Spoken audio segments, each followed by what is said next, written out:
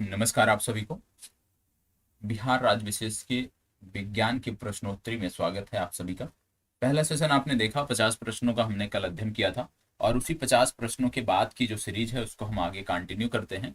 और प्रयास आज का यही रहेगा कि कम से कम इस सेशन में हम 100 प्रश्नों को देख सकें, क्योंकि यदि हम 100 प्रश्न से कम देखते हैं तो हमारा जो लक्ष्य है वो हमें अचीव नहीं होता है। क्योंकि लगभग 7 दिन हमारे पास हैं, 6 से 7 दिन हैं और इन्हीं 6 से 7 दिनों में 700 से 800 प्रश्न हमें कवर करने हैं। ठीक है, तो यदि हमारा लक्ष्य बड़ा है तो हमें थोड़ा सा प्रत्येक दिन की जो क्लास है उसमें प्रश्नों की संख्या को भी बढ़ानी पड़ेगी। और प्रश्नों की संख्या बढ़ाने के साथ साथ हमें यह ध्यान रखना पड़ेगा कि हम ज्यादा से ज्यादा प्रश्नों को सीख सकें, ज्यादा से ज्यादा प्रश्नों को, जो फैक्ट हैं प्रश्नों से संबंधित, उनको याद कर सकें। और इसके अतिरिक्त प्रयास यह भी सभी का होना चाहिए, सभी का प्रयास यह होना चाहिए कि जब आप इस सेशन को देखते हो तो यहाँ पे सोचना नहीं है, समझना नहीं है, आप प्रश्न देखो और फास्ट और क्विक उसका जवाब आपको देना है। ठीक है, क्योंकि ये सेशन जो है वो डिस्कशन को लेकर नहीं है। और याद रखिएगा, आपको लेकर, आपके लिए विज्ञान से संबंधित जो महत्वपूर्ण टॉपिक है वो थ्योरी के रूप में भी मैं कराऊंगा, उसमें भी आपको परेशान नहीं होना है। इसके अतिरिक्त, विज्ञान के अतिरिक्त भी कई सारे ऐसे विषय हैं जिनको थ्योरी के रूप में अब की बार कराने वाला हूं, तो उसके लिए भी आपको वहां से मदद मिलेगी। पहले सप्ताह तक इसको हमारा प्रयास रहेगा हम इसको समाप्त कर लें, और पहले सप्ताह तक जब हम इसको समाप्त कर लेंगे तो आप जानते हैं मुख्य परीक्षा का जो बर्डन है वो समाप्त हो जाएगा। और मुख्य परीक्षा का जब बर्डन समाप्त हो जाएगा तो हमारा प्रयास यही रहेगा कि हम प्रारंभिक परीक्षा को लेकर 100% काम कर सकें, 100% चीजें हम प्रारंभिक परीक्षा के संदर्भ में कर सकें। तो चलिए आज के सेशन की शुरुआत करते हैं। पहला बोला जा रहा है, यहाँ पे ईस्ट की बात हो रही है, बोला जा रहा है ईस्ट एक क्या है, बताइएगा। ईस्ट एक है क्या? बायोफाइटा, कवक, शैवाल या जीवाणु। ईस्ट क्या है आपको बताना है। चलिए फास्ट जवाब दीजिएगा। ईस्ट है क्या ये आपको बताना है। याद रखिएगा एसटी लिखा है, एसटी नहीं, मतलब ईस्ट की बात हो रही है, टाइपिंग एरर है, इग्नोर करना है। यहाँ पे ईस्ट की बात हो रही है तो आपको बता दें ईस्ट एक कवक है। बी विकल्प इस प्रश्न के लिए सही उत्तर होगा। आगे बढ़ते हैं। ब्रेड बनाने में इस्तेमाल किया जाने वाला खमीर, बताइएगा। ब्रेड बनाने में इस्तेमाल किया जाने वाला खमीर किण्वन के लिए उथोरक के रूप में कार्य करता है, किण्वन की प्रक्रिया में मदद नहीं करता है, संरक्षण के रूप में कार्य करता है, इससे स्वादिष्ट बनता है। बताइएगा, ब्रेड बनाने में किया जाने वाला जो खमीर है उसके संदर्भ में आपको यहाँ पे कथनों पर विचार करना है। चलिए अपना जवाब बताइएगा कि इसका जवाब क्या होगा। याद रखना है हमें कि हमें फास्ट जवाब देना है, क्विक रिस्पॉन्स करना है यहाँ पे। चलिए प्रश्न संख्या 52 के लिए जवाब दीजिएगा। प्रश्न संख्या 52 के लिए जवाब दीजिएगा। इसका उत्तर क्या है? इसका उत्तर है, याद रखिएगा, यहाँ पे है उत्प्रेरक। इसको करेक्ट कर लीजिएगा, ये है उत्प्रेरक। ठीक है, उत्प्रेरक की बात हो रही है। यहाँ पे उठोरक लिखा है, इसको इग्नोर करिएगा। उत्प्रेरक की बात हो रही है। किण्वन के लिए उत्प्रेरक के रूप में कार्य करता है, किण्वन की प्रक्रिया में मदद नहीं करता है, संरक्षक के रूप में कार्य करता है, या इससे स्वादिष्ट बना देता है। इसे स्वादिष्ट, इसे स्वादिष्ट बना देता है, आपको बताना है। देखो टाइपिंग एरर है, उसको हमें समझना है, इग्नोर करना है। ठीक है, तो ब्रेड बनाने में यदि हम बात किया जाए तो इस्तेमाल किया जाने वाला जो खमीर है ये क्या करता है? किण्वन के लिए उत्प्रेरक का कार्य करता है। ए विकल्प आपका सही उत्तर है। तो खमीर क्या है? किण्वन के लिए उत्प्रेरक का कार्य करता है। आगे बढ़ते हैं। निम्नलिखित में से किसे बॉन्डिंग के माध्यम से तैयार किया जाता है, बताइएगा। इसको बताइएगा, निम्नलिखित में से किसे बॉन्डिंग के माध्यम से तैयार किया जाता है। 4 विकल्प इसमें हैं, इन 4 विकल्पों में से आपको अपने उत्तर का चुनाव करना है। बताइएगा, इनमें से किसे बॉन्डिंग के माध्यम से तैयार किया जाता है। कौन कौन से विकल्प हैं? प्लाज्मोडियम, अमीबा, ईस्ट या पैरामीशियम। इनमें से कौन से हैं जिनको हम बॉन्डिंग के माध्यम से तैयार करते हैं? तो याद रखिएगा, जो ईस्ट है इसके तैयार करने की जो प्रक्रिया है वो बॉन्डिंग की प्रक्रिया है। बॉन्डिंग के माध्यम से हम इसको तैयार करते हैं। चलिए इसको बताइएगा, पेनिसिलिन का आविष्कार किसने किया? पेनिसिलिन का आविष्कार किसने किया? फास्ट जवाब दीजिएगा। पेनिसिलिन का आविष्कार किसने किया ये आपको बताना है। चलिए बताइएगा, पेनिसिलिन का आविष्कार किसने किया? बताइएगा, पेनिसिलिन का आविष्कार किसने किया, आपको बताना है। फास्ट जवाब दीजिएगा, पेनिसिलिन का आविष्कार किसने किया। याद रखना है, अलेक्जेंडर फ्लेमिंग ने पेनिसिलिन का आविष्कार किया था। याद रखना है, बी विकल्प आपका सही उत्तर है। ठीक है, चलिए इसको बताइएगा, प्रतिजीव पेनिसिलिन किससे प्राप्त होता है? बताइएगा, प्रतिजीव पेनिसिलिन किससे प्राप्त होता है? चार विकल्प यहाँ आपके पास हैं, इन चार विकल्पों में से आपको चुनाव करना है। किससे प्राप्त होता है? कृत्रिम प्रोसेस से, एक जीवाणु से, कवक से, या विषाणु संक्रमित कोशिकाओं से। यहाँ पे किसकी बात हो रही है? यहाँ पे बात हो रही है प्रतिजीव पेनिसिलिन की। और प्रतिजीव पेनिसिलिन की जब आप बात करते हो, इसको तैयार किया जाता है कवक से। सी विकल्प इस प्रश्न के लिए सही उत्तर होगा। इसको बताइए, अल्फा विष किससे बनते हैं? अल्फा विष किससे बनते हैं आपको बताना है। फास्ट जवाब, अल्फा विष किससे बनते हैं? कवक से बनते हैं, शैवाल से बनते हैं, जीवाणु से बनते हैं, या विषाणु से बनते हैं? अल्फा विष किससे बनते हैं आपको बताना है। चलिए बताइएगा, अल्फा विष किससे बनते हैं? फास्ट जवाब, अल्फा विष किससे बनते हैं आपको बताना है। कवक से, शैवाल से, जीवाणु से, या विषाणु से? ये किससे बनते हैं आपको बताना है। चलिए फास्ट जवाब, प्रश्न संख्या 56 का जवाब दीजिएगा। अल्फा विष किससे बनते हैं? याद रखिएगा, यहाँ पे अफ्ला विष की बात हो रही है, और अफ्ला विष की जब बात करते हैं, इसमें आपको याद रखना है कि अफ्ला विष जो होता है ये कवक से बनता है। ठीक है, अफ्ला विष जो है इसका निर्माण कवक से होता है। ठीक है, चलिए आगे बढ़ते हैं, इसको भी बताइएगा। देखो, प्रत्येक प्रश्न का जवाब देना है, क्विक रिस्पॉन्स करना है। जैसे ही आपको प्रश्न दिखे आपको तुरंत उसका जवाब देना है। ठीक है, समझना नहीं है, इसमें सोचना नहीं है। 2 बार प्रश्न पढ़िए और प्रश्न पढ़ने के बाद तुरंत जवाब दीजिए। चलिए, यहाँ पे है टाइपिंग एरर है, रंग नहीं ये रोग है। ठीक है, ये रोग है। ठीक है, रोग, खुजली का रोग, इसके बीच का कारण निम्नलिखित में से कौन सा है आपको बताना है। इसके बीच जो रोग है उसका कारण क्या है आपको बताना है। फास्ट जवाब दीजिएगा, इसके बीच का कारण क्या है आपको बताना है। चले, इसके बीच का कारण क्या है? देखो यहाँ पे 4 विकल्प है ना, जीवाणु है, सूक्ष्म कीट है, कवक है, प्रोटोजोआ है। तो इसमें यदि हम बात करें इसके बीच का कारण क्या है, तो याद रखिएगा इसके बीच का जो कारण है वो है कवक।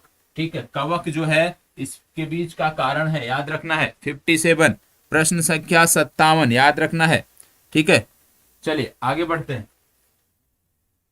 अगला प्रश्न आपके सामने है, लाइकेन जो एक, याद रखिएगा इस प्रश्न को, सबसे पहले कोई भी प्रश्न जो आपके पास जाए उसको अच्छे से ध्यान से पढ़ना है। ठीक है, लाइकेन जो एक नग्न चट्टान पर भी पारिस्थितिक अनुक्रम को प्रारंभ करने में सक्षम है, वास्तव में किनके सहजीवी साहचर्य हैं आपको बताना है। चलिए, लाइकेन जो एक नग्न चट्टान पर भी पारिस्थितिक अनुक्रम को प्रारंभ करने में सक्षम है, वास्तव में किनके सहजीवी साहचर्य हैं बताइएगा। फास्ट जवाब, चलिए याद रखना है इसका सही उत्तर होगा शैवाल और कवक। शैवाल और कवक के ये सहजीवी साहचर्य हैं। ठीक है, चलिए आगे बढ़ते हैं। चट्टानी स्तरों पर लाइकेन विकास को क्या कहते हैं? चट्टानी स्तरों पर लाइकेन विकास को क्या कहते हैं बताइएगा। चट्टानी स्तरों पर लाइकेन विकास को क्या कहते हैं? चट्टानी स्तरों पर लाइकेन विकास को क्या कहते हैं आपको बताना है। चलिए बताइएगा, चट्टानी स्तरों पर लाइकेन विकास को क्या कहते हैं। 4 विकल्प यहाँ पे है, कार्टिकोल्स, लिग्निकोल्स, टेरिकोल्स या सेक्सिकोल्स। इनमें से आपको जवाब देना है।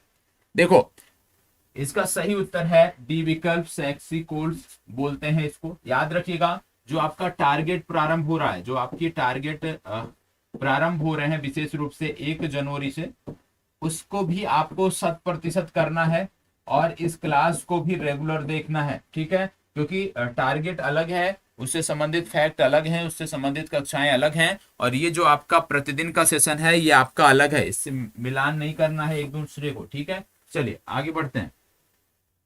लिटमस अम्ल क्षार सूचक प्राप्त होता है बताइएगा। लिटमस अम्ल क्षार सूचक प्राप्त होता है। लिटमस अम्ल क्षार सूचक प्राप्त होता है आपको बताना है। चलिए जवाब दीजिएगा, कहां से प्राप्त होता है? जीवाणु से प्राप्त होता है, विषाणु से, या लाइकेन से? इन तीनों में से बताइएगा। जीवाणु से प्राप्त होता है, विषाणु से प्राप्त होता है, या लाइकेन से? किसकी बात हो रही है? लिटमस अम्ल क्षार सूचक की बात हो रही है। याद रखिएगा, लिटमस अम्ल क्षार सूचक की यदि हम बात करते हैं तो लिटमस अम्ल जो क्षार सूचक है ये लाइकेन से प्राप्त होता है। किससे प्राप्त होता है? लाइकेन से ये प्राप्त होता है। बी विकल्प आपका सही उत्तर है। ठीक है, चलिए आगे बढ़ते हैं। इसको बताइएगा, निम्नलिखित में से कौन सा वायु प्रदूषण के जैविक सूचक का प्रसिद्ध उदाहरण है? क्या बोला जा रहा है? निम्नलिखित में से कौन सा वायु प्रदूषण के जैविक सूचक का प्रसिद्ध उदाहरण है? आप बताइएगा। लाइकेन्स, गुलाब का पौधा, मेथिल मर्क्यूरी या सूरजमुखी का पुष्प। क्या बोला जा रहा है? वायु प्रदूषण के जैविक सूचक का प्रसिद्ध उदाहरण कौन सा है? बताइएगा। जैविक सूचक का प्रसिद्ध उदाहरण कौन सा है आपको बताना है। चलिए जवाब दीजिएगा। देखो, इसका जो प्रसिद्ध उदाहरण है वो है लाइकेन्स। याद रखना है, लाइकेन्स। ठीक है, चलिए आगे बढ़ते हैं। अगला प्रश्न, आयोडीन किससे प्राप्त होता है? बताइएगा। आयोडीन किससे प्राप्त होता है? तो कॉमन सा प्रश्न है, सबको पता होगा। आयोडीन किससे प्राप्त होता है आपको बताना है। आयोडीन किससे प्राप्त होता है? आयोडीन किससे प्राप्त होता है? 4 विकल्प हैं। इन 4 विकल्पों में यदि हम बात करें तो स्पाइरो गायरा, उडोगोनियम, लेमिनेरिया या ग्रेसिलेरिया, इनमें से किससे प्राप्त होता है आयोडीन? आपको बताना है। फास्ट जवाब। आयोडीन किससे प्राप्त करते हैं हम? आयोडीन को किससे प्राप्त करते हैं हम? बताएं। याद रखिएगा, आयोडीन जो है वो लेमिनेरिया से प्राप्त होता है। आयोडीन लेमिनेरिया से प्राप्त होता है। बी विकल्प आपका सही उत्तर है। देखो, प्रश्न देखो और क्विक रिस्पॉन्स करो, यही सेशन का उद्देश्य है। ठीक है, शैवाल विज्ञान किसका अध्ययन कराता है? नाम से ही स्पष्ट है, परेशान होने की इसमें तो जरूरत ही नहीं है। इसका जवाब किसी का गलत ही नहीं होना चाहिए। शैवाल विज्ञान की बात हो रही है। अगर शैवाल विज्ञान की बात होगी तो उसमें किसका अध्ययन होगा? शैवालों का अध्ययन होगा। ठीक है, तो बी विकल्प इस प्रश्न के लिए सही उत्तर है। इसको बताओ, निम्नलिखित में से कौन सा स्वपोषित है? इनमें से कौन सा है जो स्वपोषित है? आपको बताना है। तितली, शैवाल, टिड्डा या मशरूम। स्वपोषित कौन सा है? इनमें से स्वपोषित कौन सा है आपको बताना है। 64 में स्वपोषित कौन सा है? चलिए बताइएगा। 64 में स्वपोषित कौन सा है? तितली, शैवाल, मशरूम या टिड्डा। स्वपोषित की बात हो रही है। प्रश्न संख्या 64, स्वपोषित कौन सा है? देखो, स्वपोषित की बात हो रही है तो याद रखना है, इनमें से स्वपोषित यदि कोई है तो वो है शैवाल। शैवाल जो है ये स्वपोषित है। बी विकल्प आपका सही उत्तर है। ठीक है, चलिए आगे बढ़ते हैं। इसको बताइएगा, निम्नलिखित में से किसे सामान्यतः पौंड सिल्क कहा जाता है? निम्नलिखित में से किसे सामान्यतः पौंड सिल्क कहा जाता है? बताएं। इनमें से कौन सा है जिसको पौंड सिल्क कहा जाता है? 4 विकल्प हैं। राइजोपस, ईस्ट, यूलोथ्रिक्स या स्पाइरोगाइरा। इनमें से कौन सा है जिसको पौंड सिल्क का नाम दिया जाता है, इस नाम से जाना जाता है इन चारों में से? चलिए फास्ट जवाब दीजिएगा, क्विक रिस्पॉन्स करिएगा इसका। इनमें से कौन सा है इन चारों में से? तो याद रखिएगा, इन चारों में से स्पाइरोगाइरा को बोलते हैं पौंड सिल्क। ठीक है, चलिए आगे बढ़ते हैं। शैवाल के फलने के क्या कारण होते हैं? शैवाल के फलने का क्या कारण होता है? बताइएगा। शैवाल के फलने का क्या कारण होता है? चलिए, शैवाल के फलने का क्या कारण होता है? ग्लोबल वार्मिंग, लवणता, जैव आवर्धन या सुपोषण। बताइएगा, इनमें से शैवाल के फलने का क्या कारण होता है? प्रश्न संख्या 66 हम देख रहे हैं। शैवाल के फलने का क्या कारण होता है? देखो, शैवाल के फलने के कारणों की बात कर रहे हैं तो याद रखिएगा, सुपोषण जो है, सी विकल्प में दिया है। सुपोषण शैवाल के फलने का कारण होता है। सी विकल्प सही उत्तर है। आगे बढ़ते हैं। 67, निम्न में से किस में प्रमुख चरण युग्मोद्भिद हैं? निम्नलिखित में से किस में प्रमुख चरण युग्मोद्भिद हैं? आपको बताना है। चलिए बताइएगा, निम्नलिखित में से कौन से किस में प्रमुख चरण युग्मोद्भिद है? आपको बताना है। चलिए फास्ट जवाब दीजिएगा। फास्ट जवाब, बायोफाइटा, टेरिडोफाइटा, जिम्नोस्पर्श या एंजियोस्पर्श। बताइएगा। देखो, इसका सही उत्तर है ब्रायोफाइटा, ठीक है, ए विकल्प सही उत्तर है। चलिए आगे बढ़ते हैं। 68 68 क्या कह रहा है, निम्नलिखित में से कौन सा एक कवक एवं उच्च पादप की जड़ों के बीच उपयोगी कार्यात्मक संबंध को दर्शाता है। क्या बोला जा रहा है, निम्नलिखित में से कौन सा एक कवक एवं उच्च पादप की जड़ों के बीच उपयोगी कार्यात्मक संबंध को दर्शाता है, आपको बताना है। चलिए फास्ट जवाब दीजिएगा, इसमें कौन सा उत्तर सही होगा। निम्नलिखित में से कौन सा एक कवक एवं उच्च पादप की जड़ों के बीच उपयोगी कार्यात्मक संबंध को दर्शाता है, चलिए बताइएगा। 68 का जवाब दीजिएगा फास्ट और क्विक। याद रखिएगा इसका जो सही उत्तर होगा वो होगा माइकोराइजा, डी विकल्प आपका सही उत्तर होगा, ठीक है। चलिए आगे बढ़ते हैं। 69 संसार में सबसे तेज बढ़ने वाला पौधा कौन सा है। संसार में सबसे तेज, विश्व में सबसे तेजी से बढ़ने वाला पौधा कौन सा है, फास्ट जवाब दीजिएगा। बहुत ही आसान सा है और अक्सर आप देखते होंगे इसको। सबसे तेजी से बढ़ने वाला पौधा कौन सा है, बांस, मनी प्लांट, चावल या टीक, इनमें कौन सा है जो सबसे तेजी से बढ़ता है। देखो सबसे तेजी से यदि हम बात करें तो बांस का जो पौधा होता है ये सबसे तेजी से बढ़ता है, तो ए विकल्प आपका सही उत्तर है। इसको बताइएगा, निम्नलिखित में से किस फसल में एजोला एवं एनावीना जैव उर्वरक का प्रयोग किया जाता है। एजोला का प्रयोग कहां किया जाता है आपको बताना है, चलिए बताइएगा। निम्नलिखित में से फास्ट जवाब दीजिएगा, निम्नलिखित में से किस फसल में एजोला एवं एनावीना जैव उर्वरक का प्रयोग किया जाता है। प्रश्न संख्या 70, इसका जवाब दीजिएगा, फास्ट जवाब दीजिएगा। चलिए देखो यहाँ पे बात हो रही है एजोला एवं एनावीना की, आपको बता दें ये जैव उर्वरक के रूप में चावल के संदर्भ में, चावल की फसल में प्रयोग किए जाते हैं, ठीक है। चलिए आगे बढ़ते हैं। चिलगोजा निम्नलिखित में से किस एक प्रजाति के बीज से प्राप्त होता है। अच्छा प्रश्न है, पूछा गया प्रश्न है, बताइएगा। चिलगोजा निम्नलिखित में से किस एक प्रजाति के बीज से प्राप्त होता है, आपको बताना है। प्रश्न संख्या 71, किसके बीज से प्राप्त होता है, पाइन के, साइकन के, पॉम के या देवदार के। किसकी बात हो रही है, चिलगोजा की बात हो रही है। किसके बीज से, किस एक प्रजाति के बीज से प्राप्त होता है, याद रखिएगा यह पाइन के, पाइन जो पौधा है उसके बीज से प्राप्त होता है, ठीक है। चले इसको बताइएगा, सबसे लंबा जीवित वृक्ष कौन सा है। सबसे लंबा जीवित वृक्ष कौन सा है, सबसे लंबा जीवित वृक्ष कौन सा है। यूकेलिप्टस, देवदार, प्रडांग या सिकोइया। सबसे लंबा जीवित वृक्ष कौन सा है, तो याद रखना है आप में से हो सकता है ज्यादातर लोग यूकेलिप्टस से संबंधित हों, लेकिन यूकेलिप्टस इसका सही जवाब नहीं है। इसका सही उत्तर है सिकोइया। सिकोइया जो पौधा है ये सबसे लंबा पौधा है, ठीक है। इसको बताइएगा, निम्नलिखित में से कौन जैव उर्वरक के रूप में उपयोग होता है। अब इतना आसान सा प्रश्न लास्ट सभी कक्षाओं में हमने इसको देखा है, लास्ट जो भी हमारी कक्षाएं हुई हैं 2 से 3 सामान्य विज्ञान की, उसमें हमने इसके बारे में देखा था। बताइएगा जैव उर्वरक के रूप में कौन सा प्रयोग किया जाता है इनमें से। आप जानते हैं जब जैव उर्वरक की बात होती है तो एजोला भी प्रयोग किया जाता है, राइजोबियम भी प्रयोग किया जाता है और नील हरित शैवाल भी प्रयोग किया जाता है। मतलब एक से ज्यादा सही है, तो यहाँ पे डी विकल्प पहली बात तो होगा नहीं, ठीक है, कि ई विकल्प ही नहीं दिया रहेगा क्योंकि डी और ई विकल्प दोनों साथ नहीं हो सकते। तो ई विकल्प इस प्रश्न के लिए आपका सही उत्तर है। मतलब राइजोबियम, एजोला हो गया और नील हरित शैवाल तीनों जैव उर्वरक के रूप में प्रयोग किए जाते हैं। एजोला तो आप रट जाइएगा, ठीक है। इसको बताइए, निम्नलिखित में से कौन सी बात अनावृत बीजी के बारे में सच नहीं है।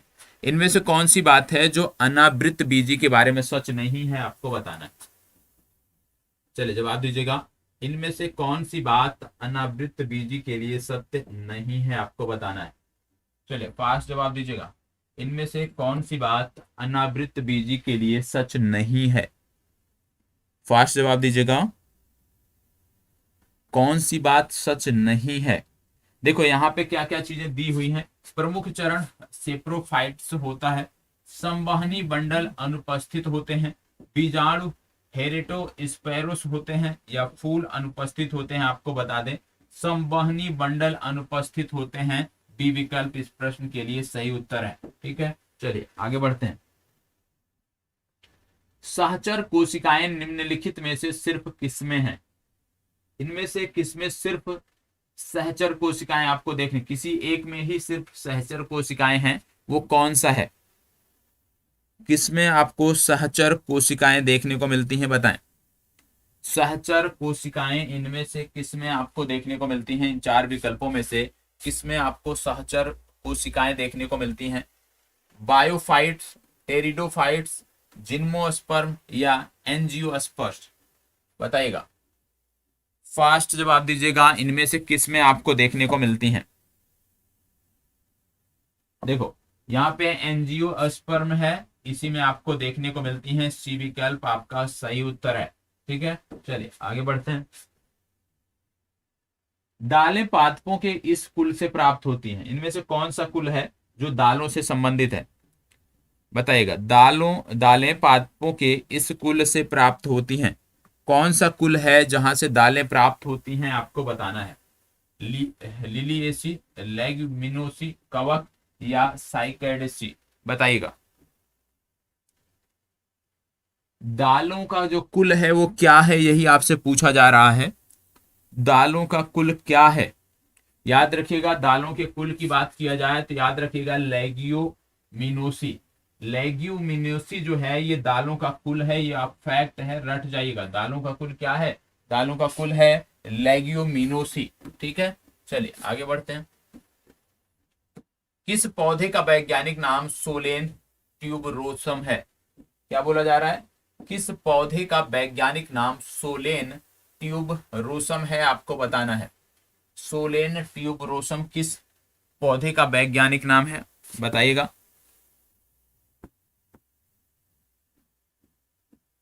यहां पे सोलेनम होना चाहिए, सोलेनम। ठीक है, सोलेनम ट्यूबरोसम। बताइएगा, सोलेनम ट्यूबरोसम किस पौधे का वैज्ञानिक नाम है? फास्ट जवाब दीजिएगा, किस पौधे का वैज्ञानिक नाम है? देखो अच्छा है, याद रखिएगा, अभी तक नहीं पता था, यह आलू का वैज्ञानिक नाम है। ए विकल्प याद रखिएगा, आलू का वैज्ञानिक नाम क्या है?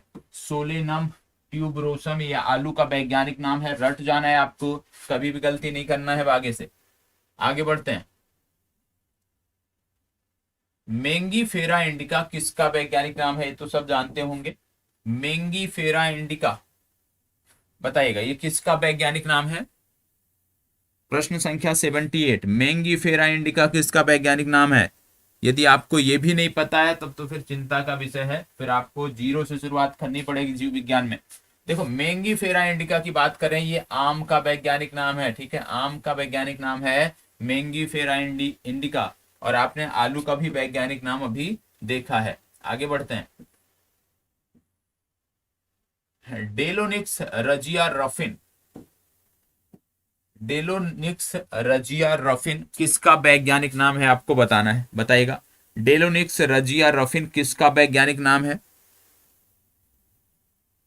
डेलोनिक्स रजिया रफिन किसका वैज्ञानिक नाम है? अच्छा प्रश्न है। बरगद, इमली, चीकू या गुलमोहर, किसका वैज्ञानिक नाम है डेलोनिक्स रजिया रफिन? देखो डेलोनिक्स रजिया रफिन की यदि हम बात करें, फास्ट जवाब दीजिएगा। ठीक है, और सही जवाब आना चाहिए। देखो वैज्ञानिक नाम से जुड़े हुए प्रश्न बनते ही हैं आपकी परीक्षा में, सबको पता है, तो इसका अच्छे से जवाब देना है। यहाँ पे बता दें, डेलोनिक्स रजिया रफिन की बात करते हैं, ये गुलमोहर का वैज्ञानिक नाम है। बी विकल्प सही उत्तर है। ठीक है, चलिए। और आज आपको कम से कम इस प्रकार का जो सेशन चल रहा है, इससे इतना तो पता चल जा रहा होगा ना कि आपकी तैयारी जीव विज्ञान की कितनी है। और यदि आपको आईना यहां से दिख रहा है ना, तो आपको उस संदर्भ में काम करने की भी जरूरत है। इसको बताइएगा। प्रश्न संख्या 80, आजादी राचता इंडिका निम्न में से किसका वैज्ञानिक नाम है? फास्ट जवाब दीजिएगा, फास्ट जवाब दीजिएगा। आजादी राचता इंडिका निम्न में से किसका वैज्ञानिक नाम है? फास्ट जवाब दीजिए।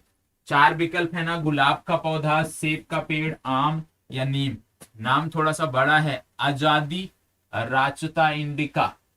यदि हम बात करें आजादी रास्ता इंडिका किसका वैज्ञानिक नाम है, तो याद रखना है नीम का पौधा, ये जो औषधीय पौधा नीम है ना, इसी का वैज्ञानिक नाम है आजादी रास्ता इंडिका। तो इसको आपको याद रखने की जरूरत है। तो 3 से 4 अभी वैज्ञानिक नाम आपने देख लिए हैं, ठीक है। अभी आगे भी देखना है। अगला है आर्टोकार्पस इंट्रीगा किसका वैज्ञानिक नाम है, बताएं। फास्ट जवाब दीजिएगा। और वैज्ञानिक नाम वाले प्रश्न पूछे जाते हैं तो इनमें से जो कुछ प्रमुख हैं उनका नाम आप याद रख लीजिएगा, ठीक है। बताइएगा आर्टोकार्पस इंट्रीका ये किसका वैज्ञानिक नाम है, बताइएगा। आर्टोकार्पस इंट्रीगा ये किसका वैज्ञानिक नाम है। अमरूद, सिल्वर ओक, कटहल या अनानास, ठीक है। यहाँ पे आपको बता दें जो कटहल है इसका वैज्ञानिक नाम है आर्टोकार्पस इंट्रीगा, ठीक है। तो ये आपको पता होना चाहिए, आर्टोकार्पस इंट्रीगा ये कटहल का वैज्ञानिक नाम है। आगे बढ़ते हैं।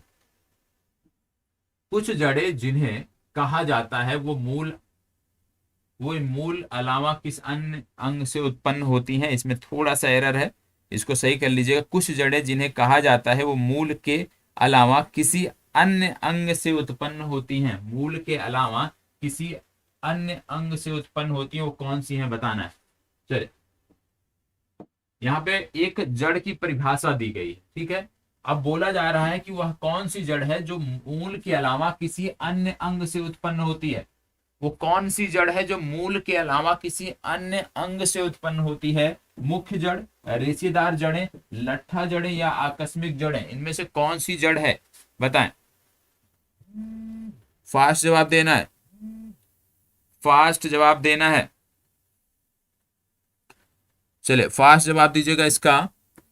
इनमें से कौन सी जड़ें हैं जो मूल के अलावा किसी अन्य अंग से उत्पन्न होती हैं।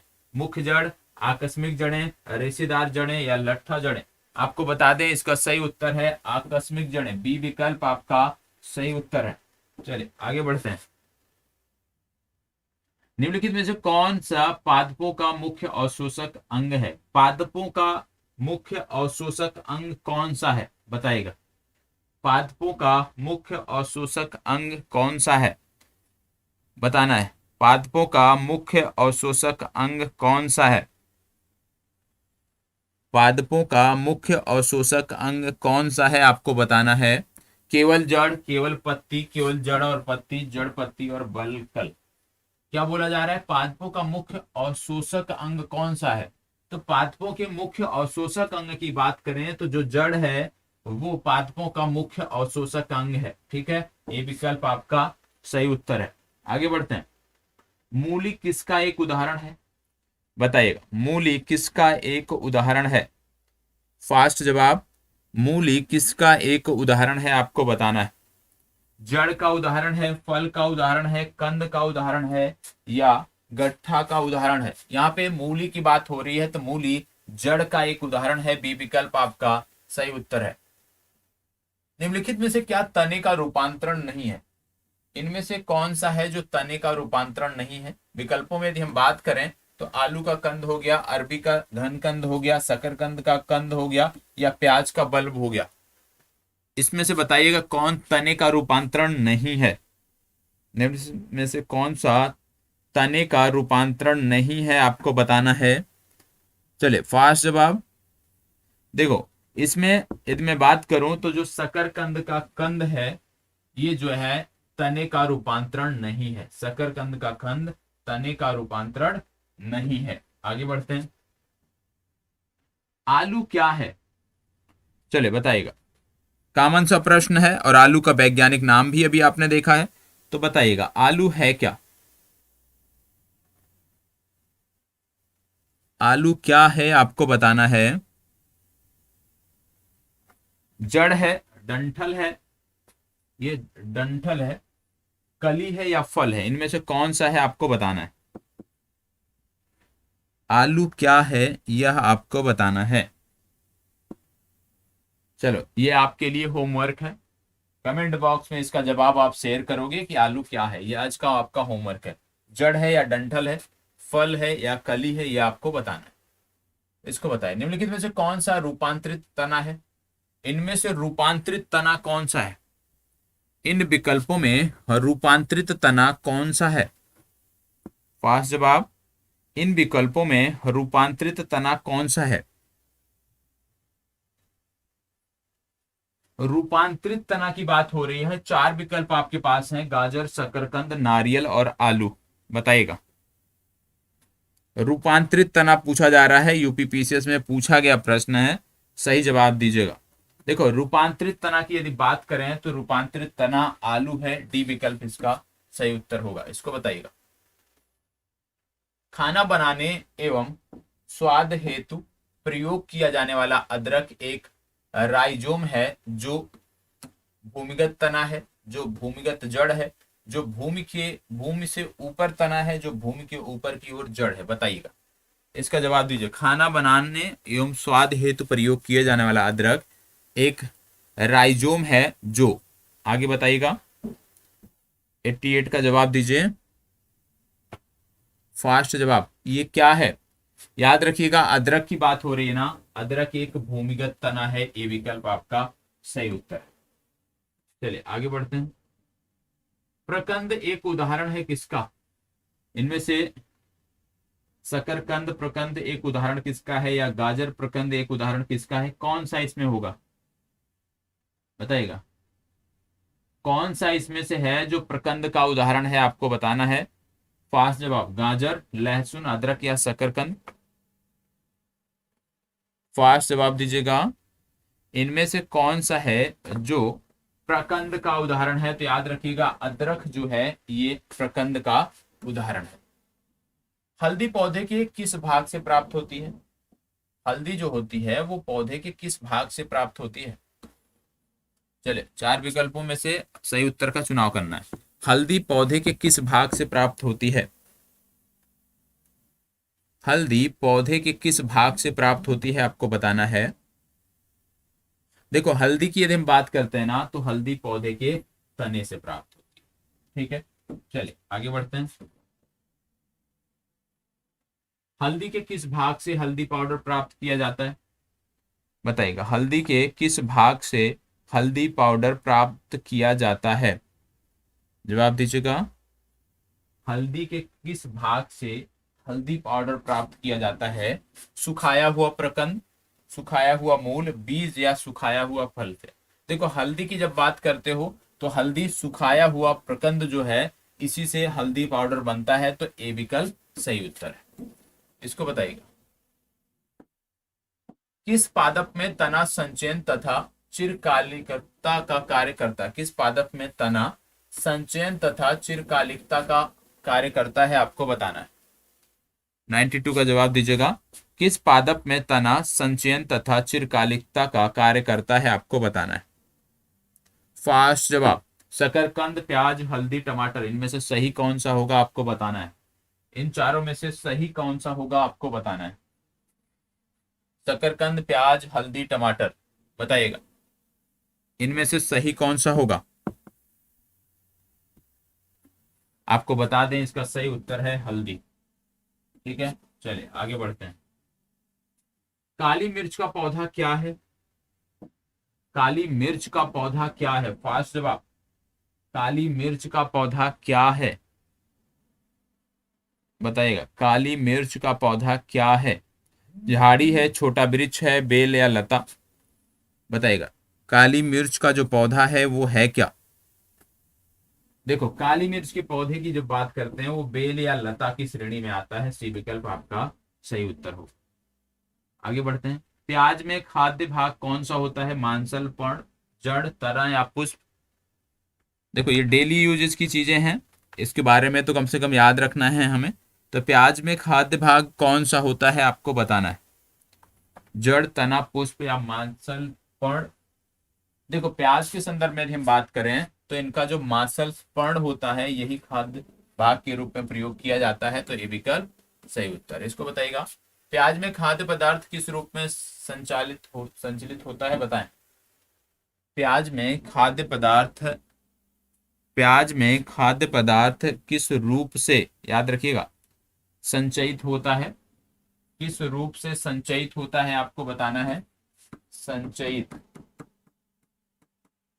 किस रूप में संचयित होता है, सेलुलेस के रूप में, स्टार्च के रूप में, प्रोटीन के रूप में, शर्करा के रूप में, बताइएगा। प्याज में खाद्य पदार्थ किस रूप में संचलित होता है, सॉरी संचयित होता है। देखो फास्ट जवाब इसका भी देना है। प्याज में यदि हम बात करें किस रूप में संचयित होता है, 95 की यहाँ पे बात हो रही है। याद रखना है इसका सही उत्तर है ए विकल्प, सेलुलोस के रूप में। ठीक है, सेलुलोस के रूप में जो खाद्य पदार्थ है वो संचयित होता है। आगे बढ़ते हैं। निम्नलिखित में से कौन सा एक हरे पत्ते का प्राथमिक कार्य नहीं है। हरे पत्ते का प्राथमिक कार्य कौन सा नहीं है आपको बताना है। चलिए बताइए, हरे पत्ते का प्राथमिक कार्य कौन सा नहीं है। फास्ट जवाब, हरे पत्ते का प्राथमिक कार्य कौन सा नहीं है आपको बताना है।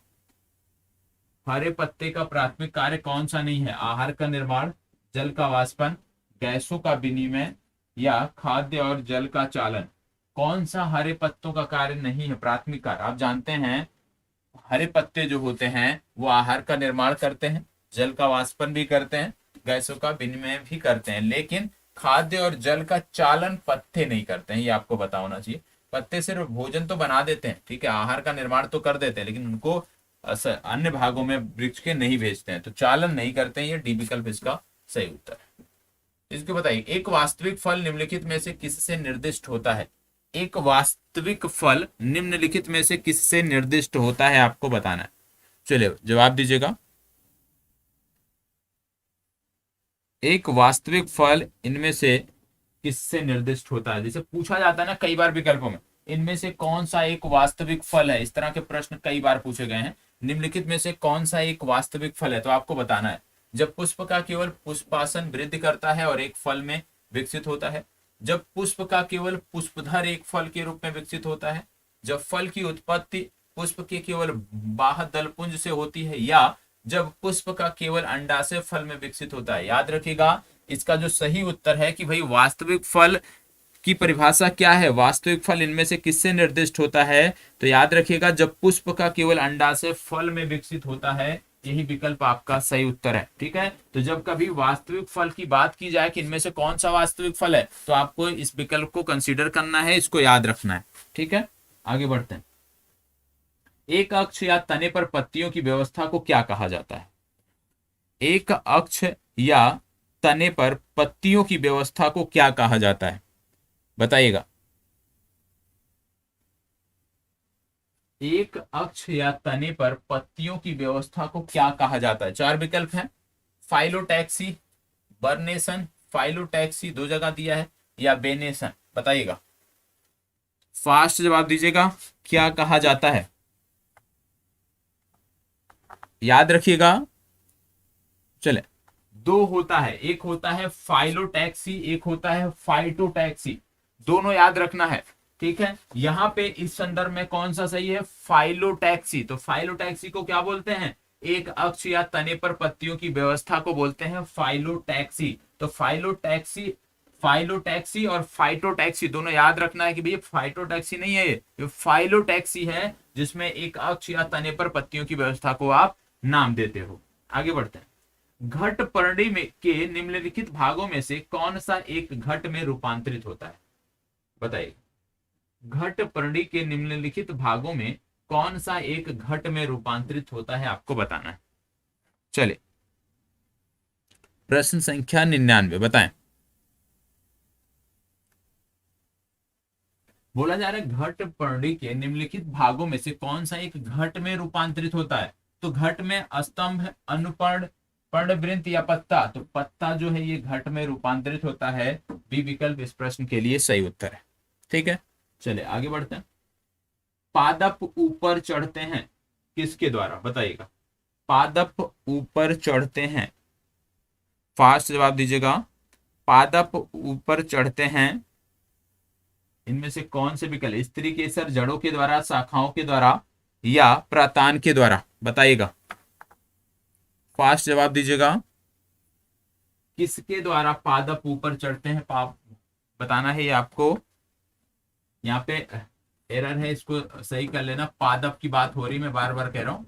पादप ऊपर कैसे चढ़ते हैं, तो याद रखना है पादप ऊपर प्रतान के द्वारा चढ़ते हैं। ये विकल्प आपका सही उत्तर है। प्रतान के द्वारा जो पादप हैं वो ऊपर चढ़ते हैं, ठीक है, ये आपको पता होना चाहिए। तो याद रखिएगा, अभी तक जो हमने प्रश्न देखे हैं 100 प्रश्न हमारे पूरे हुए 2 दिन मिला के, ठीक है। चलिए 50-50 प्रश्न भी यदि हम करते हैं 40 मिनट में तब बेहतर है, कम से कम चीजों को रिवाइज तो कर रहे हैं और आपको भी समय मिलेगा कि आप अपना मूल्यांकन कर सको। तो यही लक्ष्य रहेगा, कम से कम 50 प्रश्न हम 40 मिनट की सीरीज में देखें, ये चलता रहेगा। और ये कब से कब तक है, ये याद रखना है 27 तारीख से लेकर आपका 5 जनवरी तक का है। और इसके बाद आपको पता है कि नए सिरे से चीजों की शुरुआत होगी। और आपको टारगेट दिए गए हैं ना, टारगेट वीक जो दिया गया उसको कंप्लीट करिएगा। जितना भी टारगेट दिया गया है उसको 100% कंप्लीट करना है, क्योंकि जो अगला टेस्ट होगा आपका जनवरी माह का, जो दूसरा टेस्ट होगा, उसमें आपको ये सारी चीजें कंसीडर करनी है और यहीं से प्रश्न देखने को मिलेंगे। जो टारगेट दिए गए हैं आपको, उन्हीं टारगेट से जुड़े हुए प्रश्न आपको देखने को मिलेंगे। तो ईमानदारी के साथ इसको आपको करना है, ठीक है। टारगेट आपको शेयर कर दिया गया है और 1 तारीख से यही टारगेट आपको फॉलो करना है। लेकिन 1 तारीख का जो टेस्ट होगा उसमें प्रश्न दूसरे हैं जो पहले आपने पढ़े हैं, लेकिन 1 के बाद जो टेस्ट होगा उसमें जो टारगेट वीक दिया जा रहा है 1 तारीख से, उसी को हम कंसीडर करेंगे, ठीक है। टारगेट इसीलिए पहले आपको दे दिया मैंने कि आप उस आधार पे अपना एक रूटीन बना लो, उस आधार पे जो आपका समय सारणी है ना उसको फिट कर लो कि इतना समय हमें इस टारगेट के लिए देना है। बाकी यदि हमारे पास समय है तो अतिरिक्त हम जो स्वयं से पढ़ना चाहें वो हम पढ़ सकते हैं। स्वविवेक से जो चीजें देखनी चाहें, जो टॉपिक करना चाहें वो हम कर सकते हैं, लेकिन टारगेट को जरूर करना है, ठीक है।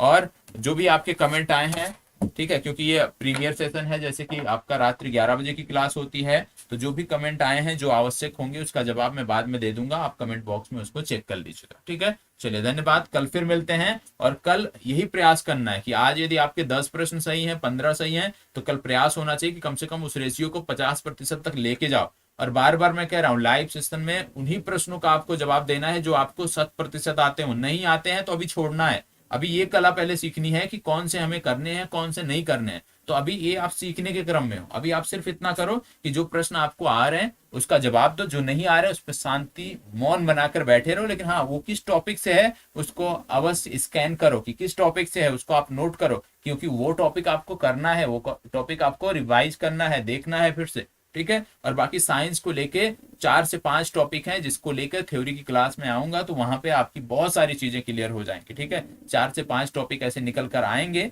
जिनको लेकर थ्योरी की क्लास आपको देखने को मिलेगी। जहां से प्रश्न बनते हैं या बन सकते हैं तो उसको थ्योरी के रूप में भी मैं लेके आऊंगा। बाकी ये जो हमारा सेशन है इसी प्रकार से चलता रहेगा, ठीक है। चलिए धन्यवाद, बहुत बहुत आभार।